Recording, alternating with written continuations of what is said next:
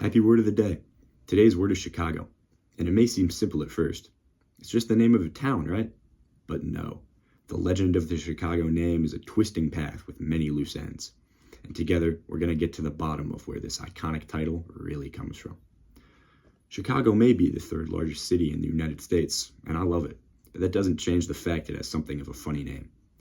The origins of New York's name is obvious, and Los Angeles, while not considered very angelic nowadays, was named the City of Angels.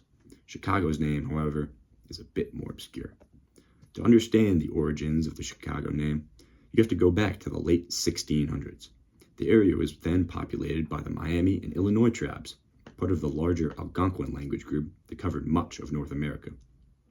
During this time, the French were exploring, including missionary Jacques Gravier and explorer Robert de La Salle. On maps and in correspondences, La Salle used the word Chicago for this place at the southwest curve of Lake Michigan, and the term came from the Native Americans who used it as a place name for the area. But why? Well, there was a rumor that Chicago was named after Chief Chicago of the Michigame.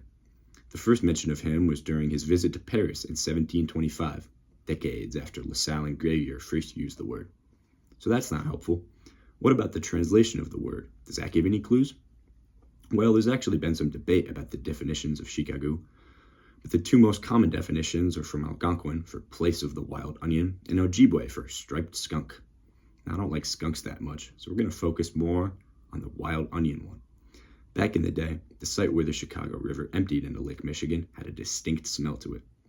The smell is most commonly seen to represent the wild leeks that grew along the banks of the river. The plant gave off a unique scent with a garlic-like odor, but once you simmered them in a pot for a few hours, they were said to create a delicious stew. So that's our answer. It's not some famous tribal leader or esteemed explorer that this great city is named for, but the humble wild onion, which called this area home long before our forefathers even walked these lands.